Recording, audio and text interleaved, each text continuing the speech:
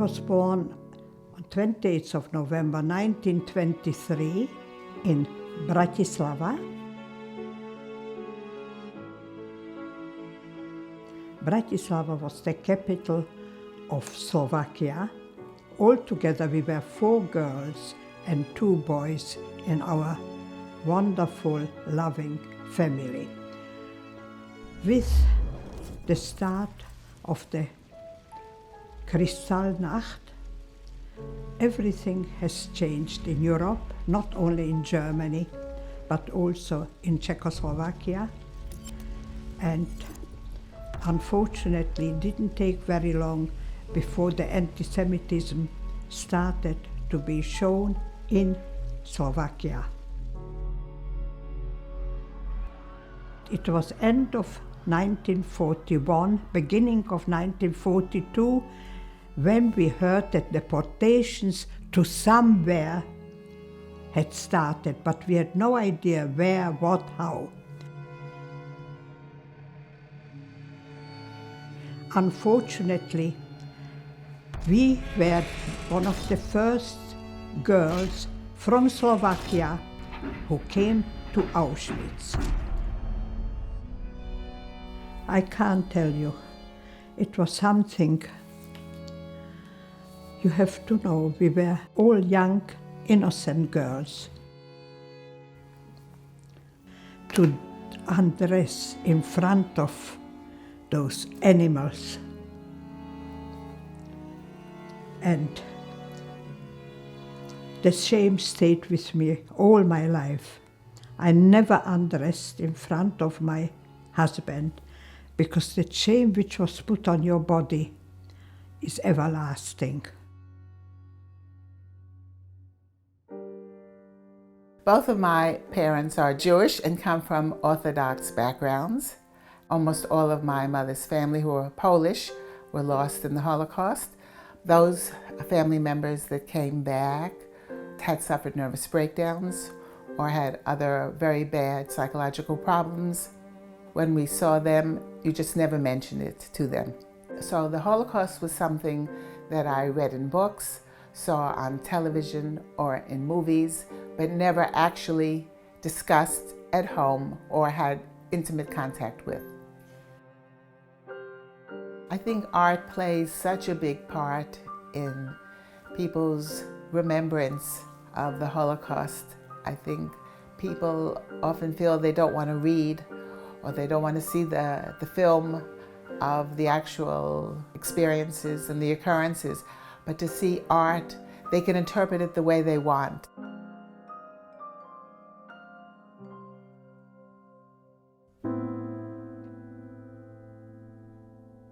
My 2 sisters and I were put in a commando of 60 girls, which was called street cleaning. So one day I had to take out trees, and I finished with my digging, and I looked around, and my 2 sisters were at a different tree.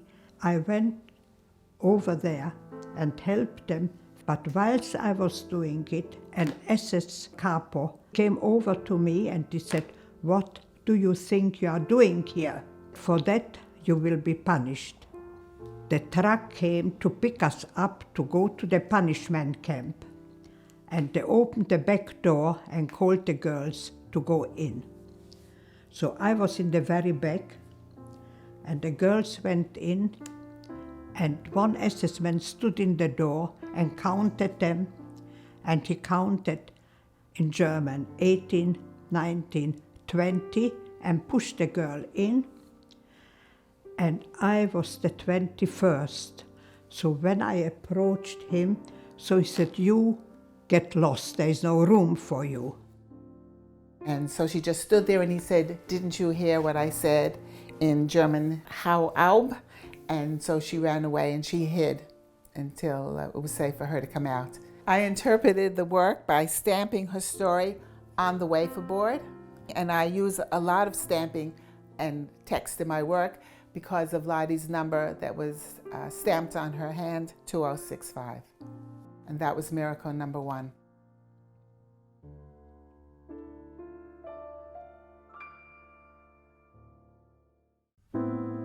In August 1942, Lotte was in the hospital. She had now developed different illnesses and was not aware of where she was or who she was.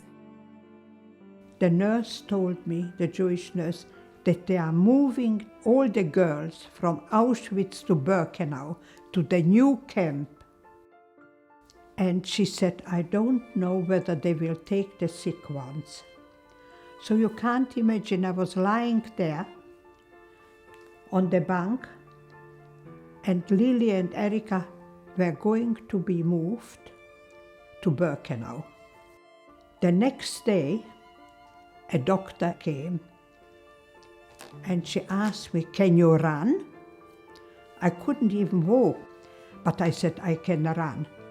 And a woman doctor came and injected her something in her spine, and she was able to get out of bed and hide again, because all of the prisoners that were in the hospital were all sent to the gas chamber.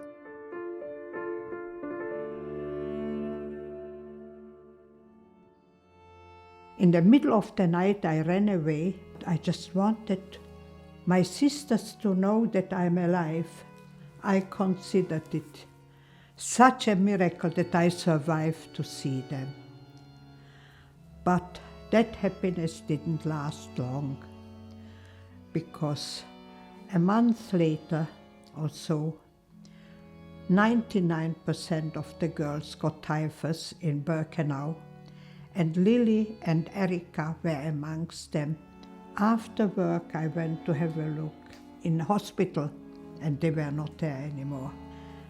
And that's when I already knew that my dear mother and my whole family went through the gas chambers. How many of us perished only because they were Jewish?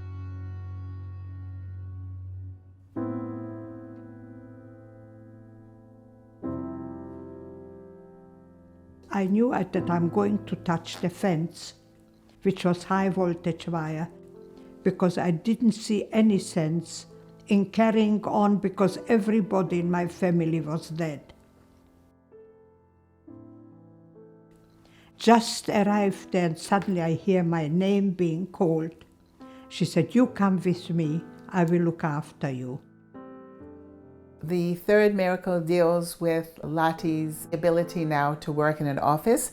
Ula said there's an office job available, and knowing that Lotte's father was an accountant, assumed that Lotte was also good at numbers. Häftling 2065, prisoner 2065. Then he said, do you know bookkeeping? I said, yes, sir. Do you know typing? I said, yes, sir. How many words do you make a minute? I've never touched a typewriter, so I just really didn't know what to say. So I said, 125 words. So he said, na ja, we will soon see. And he rang the bell, and an SS man came in, said, bring me a typewriter, we have to test her. So I can't tell you what I felt in those 15 to 20 minutes. I thought I'll die because I never touched a typewriter. But then the doorbell rang again, and an SS man came and whispered something into his ear. So he told me, go outside, wait outside. And then that SS officer came out together with the civilian gentleman and said in German, you were very, very lucky, because this gentleman can use you all. I mean, I can't tell you what difference that made to my life. That job, which I had from 1943 to 1945, was really that I survived. I never thought that I will come out from Auschwitz and from the 4 other camps I've been alive, and that I will restart my life again, which really only started when I met my dear husband, who was also a survivor, and when we were blessed with our children. Johnny went to Israel and on the way back met Thea. Love at first sight, and he asked me to come to New Zealand. She was very eager to learn everything about what happened to us.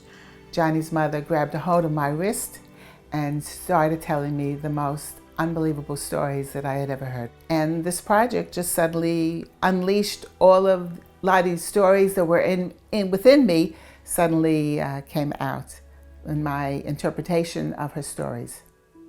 It is unbelievable what it brought out in me and represented all what I told her. They can see Lottie's story, but then they bring it back to their own experiences with their own family and their own children. They can somehow share this same experience with Lottie through the art. My beautiful family, it was the biggest miracle for me, the very biggest of all. I'm now very happy mother, grandmother and great-grandmother, and I'm very grateful to God for everything He has given me in my second life.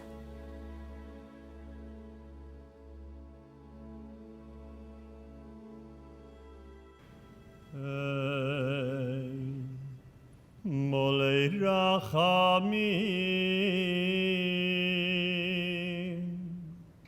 shoichein b'miroimim. Lotte was an extraordinary woman who acted like an ordinary one. In the last 2 days since her passing, we have been overwhelmed by the incredible tributes that people all over the world have shared about their special relationship with Lotte. It was clear that Lotte had that effect on people, to make them feel special, loved and cared for, that she was their mother or grandmother too. To everyone who met her, the first thing you noticed about Lotte was her incredible positivity, love of life, and her infectious exuberance. She always had a smile and a sparkle in her eye. Viktor Frankl, the psychiatrist and Holocaust survivor and author of Man's Search for Meaning, wrote about happiness. Everything can be taken from man but one thing, the last of the human freedoms, to choose one's attitude in any given set of circumstances, to choose one's own way. Lotte was the best example of living this that we have ever seen. Lotte told of how she sometimes dreams of her family who perished in the Holocaust and said, "When I dream of them, it is a wonderful feeling. I thank God that they don't have to suffer anymore." Lotte, you are now once again reunited with your family, and we will always keep you forever in our thoughts and hearts and do our best to live the lessons you taught us.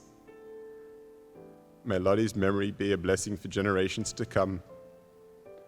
We love you so much, Lot, and we'll never forget you.